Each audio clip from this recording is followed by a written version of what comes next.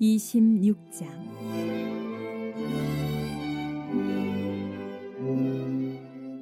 너는 성막을 만들되 가늘게 꼰 배실과 청색, 자색, 홍색 실로 그룹을 정교하게 수놓은 10폭의 휘장을 만들지니 매 폭의 길이는 28규빗, 너비는 4규빗으로 각 폭의 장단을 갖게 하고 그 휘장 5폭을 서로 연결하며 다른 5폭도 서로 연결하고 그 휘장을 이을 끝폭가에 청색 고를 만들며 이어질 다른 끝폭가에도 그와 같이 하고 휘장 끝폭가에 고 50개를 달며 다른 휘장 끝폭가에도 고 50개를 달고 그 고들을 서로 마주보게 하고 금 갈고리 50개를 만들고 그 갈고리로 휘장을 연결하게 한 성막을 이룰지며 그 성막을 덮는 막 곧 휘장을 염소털로 만들되 11폭을 만들지며 각 폭의 길이는 30규빗, 너비는 4규빗으로 11폭의 길이를 갖게 하고 그 휘장 5폭을 서로 연결하며 또 6폭을 서로 연결하고 그 6째 폭 절반은 성막 전면에 접어 들이우고 휘장을 이을 끝폭가에 고 50개를 달며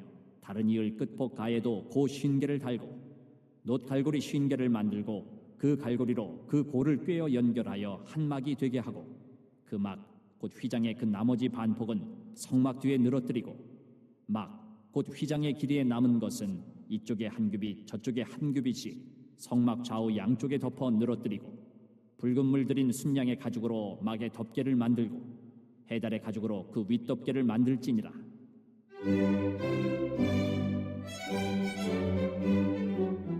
너는 조각목으로 성막을 위하여 널판을 만들어 세우되 각 판의 길이는 10규빗, 너비는 1규빗 반으로 하고 각 판에 2촉씩 내어 서로 연결하게 하되 너는 성막 널판을 다 그와 같이 하라. 너는 성막을 위하여 널판을 만들되 남쪽을 위하여 널판 20개를 만들고 20널판 아래에 은받침 40개를 만들지니 이쪽 널판 아래에도 그 2촉을 위하여 2받침을 만들고 저쪽 널판 아래에도 그 2촉을 위하여 2받침을 만들지며 성막 다른 쪽 곧 그 북쪽을 위하여도 널판 20개로 하고 은받침 40개를 이쪽 널판 아래에도 2받침 저쪽 널판 아래에도 2받침으로 하며 성막 뒤 곧 그 서쪽을 위하여는 널판 6개를 만들고 성막 뒤 두 모퉁이 쪽을 위하여는 널판 2개를 만들되 아래에서부터 위까지 각기 2겹 두께로 하여 윗꼬리에 이르게 하고 두 모퉁이 쪽을 다 그리하며 그 8널판에는 은받침이 16이니 이쪽 판 아래에도 2받침이요 저쪽 판 아래에도 2받침이니라. 너는 조각목으로 띠를 만들지니 성막 이쪽 널판을 위하여 5개요 성막 저쪽 널판을 위하여 5개요 성막 뒤 곧 서쪽 널판을 위하여 5개이며 널판 가운데 있는 중간띠는 이 끝에서 저 끝에 미치게 하고 그 널판들을 금으로 싸고 그 널판들의 띠를 꿰 금고리를 만들고 그 띠를 금으로 싸라. 너는 산에서 보인 양식대로 성막을 세울지니라. 너는 청색, 자색, 홍색 실과 가늘게 꼰 배실로 짜서 휘장을 만들고 그 위에 그룹들을 정교하게 수놓아서 금 갈고리를 4기둥 위에 늘어뜨리되 그 4기둥을 조각목으로 만들고 금으로 싸서 4은받침 위에 둘지며 그 휘장을 갈고리 아래에 늘어뜨린 후에 증거계를 그 휘장 안에 들여놓으라. 그 휘장이 너희를 위하여 성소와 지성소를 구분하리라. 너는 지성소에 있는 증거계 위에 속죄소를 두고 그 휘장 바깥 북쪽에 상을 놓고 남쪽에 등잔대를 놓아 상과 마주하게 할지며 청색, 자색, 홍색 실과 가늘게 꼰 배실로 수놓아 짜서 성막 문을 위하여 휘장을 만들고 그 휘장문을 위하여 기둥 5을 조각목으로 만들어 금으로 싸고 그 갈고리도 금으로 만들지며 또 그 기둥을 위하여 받침 5개를 노수로 부어 만들지니라. 이제 어제 출애굽기 25장부터 이제 본격적으로 그 성막에 관련된 규례의 말씀들이 계속되고 있는데요. 어제 25장에서는 이제 이스라엘 백성들이 자발적으로 기쁨으로 준비한 그 예물과 재료들을 가지고 성막을 짓되 사람의 생각대로 그렇게 짓는 것이 아니라 하나님께서 명령하신 대로 또 하나님께서 친히 보여주시는 그 설계도대로 그렇게 정확하게 지어야 된다는 것을 어제 살펴보았지요. 그리고 이제 그 성막에 있어서 아주 중요한 기물들, 성막 안에 안치될 법궤, 또 진설병을 올려놓게 될 상, 그리고 빛이 잘 들어오지 않는 그러한 성소 내부를 환하게 비춰줄 그러한 등잔대와 기구들, 이런 것들을 어떤 재료를 가지고 어떻게 만들어야 될지에 대한 명령의 말씀들을 어제 살펴보았습니다. 그리고 이제 오늘 읽으신 26장에서는 이제 앞장인 25장에서는 성막 내부에 비치될 기물들에 관한 규례라고 한다면 26장은 이제 성막 자체에 관한 규례라고 할 수 있습니다. 즉 이 성막을 전체적으로 어떻게 지어야 될지에 대한 하나님의 세부적인 명령의 말씀인 것이죠. 여러분 성막은 이제 그 여러 겹의 그 막으로 이렇게 덮여져서 만들게 됩니다. 그래서 그 막을 뭐라고 하냐면 앙장이라고 이렇게 부릅니다. 그래서 1절부터 6절에 보시면 성소를 제일 안쪽에서 덮게 되는 앙장에 대한 그러한 말씀이 먼저 나오고 있고요. 그리고 7절부터 14절은 겹겹이 덮는 거예요. 그 위에다가 또 덮는 앙장이 있는데 특별히 이제 덮는 그 앙장이 염소 앙장, 수양 가죽 덮개와 해달 가죽 앙장에 대해서 그렇게 또 말씀을 하고 있습니다. 자, 그리고 15절부터 30절까지는 성막의 골격입니다. 골격이 있어야 되겠죠. 그 널판에 대한 그런 말씀인데 성막은 은 받침대 위에 널판이 세워지게 됩니다. 그리고 위에서 언급한 이 앙장이 그 위에 이렇게 잘 들어섬으로 그렇게 형성이 되어지는데 특히 세워지는 널판들은 17절에 소개되고 있는 촉이라고 하는 이 뾰족한 목과 같은 것으로 견고하게 연결이 돼요. 그리고 29절에 소개하고 있는 띠라고 하는 그 횡목으로 더욱 든든하게 그렇게 연결되어지게 됩니다. 그리고 오늘 본문 31절부터 37절은 성막의 골격과 형태를 이루기 위한 앙장과 널판들과는 구별되어서 성막 내부에 이제 드리워지게 될 그 두 개의 휘장과 또 그에 따른 준비 사항들을 또한 명령하시는 그러한 말씀입니다. 오늘 내용이 이제 대충 이런 내용들이 나오는데, 그러니까 성막을 전체적으로 어떻게 지어야 될까 여기에 대한 세부적인 명령의 말씀인 것이죠. 여러분 특별히 이스라엘 백성들은 이제 광야 생활을 하는 동안에 좀 특색 있는 삶을 살았죠. 철저하게 하나님의 명령에 따라서 움직여야 됩니다. 하나님이 가라 하면 가야 되고 또 멈춰라 그러면 멈춰서 머물러야 하는 그러한 삶을 살아야 합니다. 그러니까 이런 식으로 항상 끊임없이 이동해야 되는 그러한 삶을 살아야 됐기 때문에 하나님께서는 이 성막을 만들 때 이것을 고려하셨어요. 그래서 무엇보다도 이동하는 데 있어서 아주 적합한 그런 설계의 기초에서 성막을 만들라 명령하셨던 것이죠. 즉 이 성막이 한 곳에 그냥 영구히 정착되는 게 아니라 이동식 그러한 성막인 것입니다. 그래서 오늘 본문을 보시면 알겠지만 무엇보다도 성막을 만드는 필요한 모든 재료들의 사이즈를 하나님께서 너무나도 정확하게 말씀하시는 것을 보게 됩니다.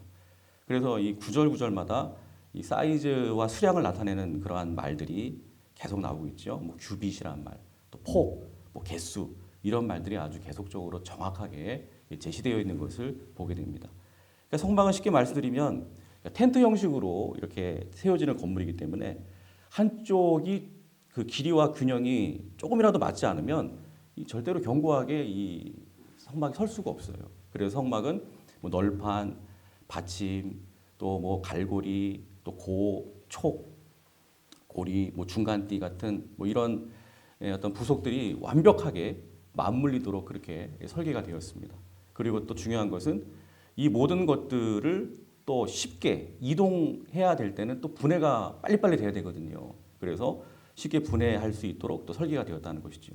그래서 여기서 우리는 이 새벽에 우리가 한 가지 귀한 영적 진리를 우리가 묵상을 하게 되는데 이처럼 여러 가지 부속으로 결합되어져서 만들어진 이 성막은요.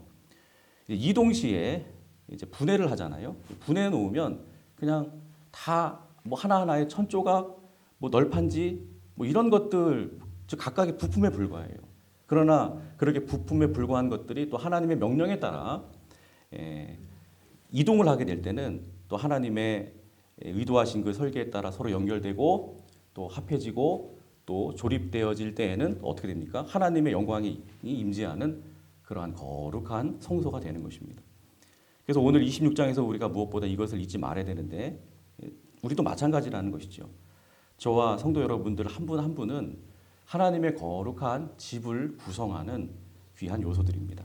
즉 주님의 몸된 교회를 구성하는 지체들이라는 것이지요. 그래서 어떤 성도님은 뭐 널판지로서의 사명, 또 어떤 성도는 밑받침, 또 어떤 성도는 고리, 어떤 성도는 앙장, 또 어떤 성도는 성도 내부에 쳐져야 할 휘장.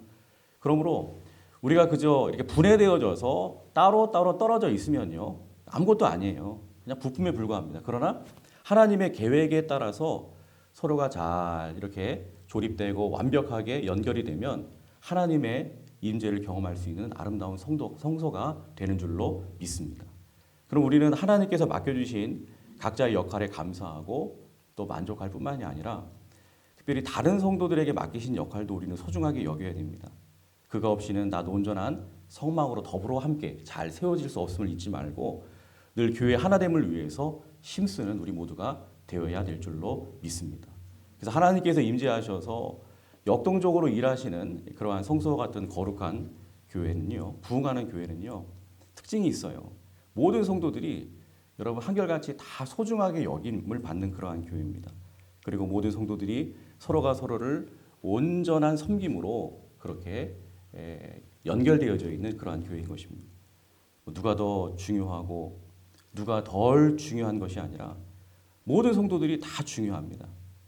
그렇죠? 성소를 세우는 예를 들어 널판지 하나가 그 사이즈가 조금 부실해서 맞지 않고 작아 버리면 그 연약한 부분 때문에 성소 전체가 이렇게 기울어질 수도 있습니다. 그래서 내 옆에 있는 성도가 넘어져 있으면 여러분 그 성도를 이렇게 세워주고 또 부족한 부분들은 서로가 서로를 채워주면서 섬겨주면서 함께 세워져가는 거룩한 성소와 같은 교회가 되어야 된다는 거예요. 그래서 여러분 에베소 4장 11절 12절에 보시면 이런 말씀이 나오죠. 그가 어떤 사람은 사도로, 어떤 사람은 선지자로, 어떤 사람은 복음 전하는 자로, 어떤 사람은 목사와 교사로 삼으셨으니 이는 성도를 온전하게 하여 봉사의 일을 하게 하며 그리스도의 몸을 세우려 하심이라. 여기 보니까 특별히 사도, 선지자, 복음 전하는 자, 목사, 교사가 나옵니다. 그리고 이 모든 직분자들을 통해서 그리스도의 몸, 즉 교회가 아름답게 세워지게 된다 이렇게 말씀을 하고 있습니다. 여러분 여기서 나오는 이 모든 직분의 공통점이 있죠. 사도, 선지자, 복음 전하는 자, 목사, 교사. 이 공통점이 뭘까요? 위에서 막 소리치면서 군림하는 그러한 직분입니까? 아니지요. 성도들로부터 막 대접받고 섬김을 받는 그런 직분입니까? 절대 아니지요. 오히려 부단히 섬기는 그러한 직분입니다. 예수님께서 땀방울이 핏방울이 되도록 그렇게 최선을 다해서 섬기는 직분이에요. 비단 바울이 언급한 이런 직분들 말고도 교회 안에는 많은 직분들이 있습니다. 우리 장로님, 권사님, 안수집사님, 집사님, 심지어는 권찰님에 이르기까지, 심지어 세상을 섬겨야 할 평신도 사역자의 그러한 직분에 이르기까지 많은 직분들이 있는데 마찬가지 공통점이 있다면 단 하나예요. 예수님처럼 부단히 서로가 서로를 섬기는 그러한 직분인 것입니다. 여러분 1919년 그 기민연 독립운동이 한창 벌어지게 될 때 이 독립 선언문을 작성하고는요 민족 대표 33인 이제 그 선언문에 서명을 하게 되었다 그래요. 근데 이제 33명이 서명을 하려니까 문제는 뭐냐, 어떤 순서로 서명을 할 것인지에 대해서 고민을 하지 않을 수가 없었다고 합니다. 분명 제일 먼저 맨 위에다가 스타트로 서명하는 그 사람은 그 33인을 대표하는 어떤 대표자로서의 어떤 그러한 권위 있는 그러한 인상을 갖게 될 것이고, 제일 하단에 마지막으로 기록하는 사람은 그저 별 볼 일 없는 그런 사람처럼, 덜 소중한 그런 사람처럼 될 것 같은 느낌이 들어서 그 서명하는 순서를 놓고 이 33명이 첨예하게 묘한 그런 긴장감이 감돌았다고 합니다. 누가 먼저 서명할 것인가. 근데 이때 도산 안창호 선생님이 이렇게 말했다 그래요. 여러분, 서명하는 순서요? 이렇게 하는 게 어떻겠습니까? 이 서명의 순서를 죽는 순서로 합시다. 나라를 위해서 죽는 순서로 합시다. 정말 나라를 위해서 제일 먼저 죽겠다는 사람이 제일 먼저, 제일 위에다가 그렇게 서명합시다. 근데 여러분, 교회 직분도 마찬가지라고 생각합니다. 절대로 먼저 섬김받고, 먼저 대접받고, 누가 더 중요한 사람이고, 누가 덜 중요한 사람이고, 이런 서열 순서가 절대로 아닌 것이죠. 여러분, 그저 죽는 순서입니다. 주를 위해서, 주님의 몸된 교회를 위해서 먼저 앞장서서 섬기고 먼저 죽는 순서일 뿐인 것입니다. 제일 교회가 힘들 때 제일 먼저 희생해야 할 순서, 제일 먼저 몸을 던져야 할 순서, 힘든 일에 제일 먼저 앞장서야 하는 그러한 순서인 것입니다. 한마디로 예수님처럼 겸손하게 부단히 섬겨야 하는 그러한 사람들. 여러분, 우리가 이 같은 섬김의 자세로 서로가 서로를 대하며 각자의 자리에서 주어진 하나님 맡겨주신 사명 열심히 감당할 때 그 교회는 하나님의 영광이 늘 함께하는 성소와 같이 이 시대 가운데 그 역할과 사명을 제대로 감당하며 나아가는 더욱 견고하게 서가는 아름다운 교회가 될 줄로 믿습니다. 우리 교회가 물론 그와 같은 교회로 지금 잘 서 있습니다. 계속적으로 이 교회의 이 거룩한 모습 견고하게 잘 이루어갈 수 있도록 기도해 주시기를 바랍니다. 기도하겠습니다.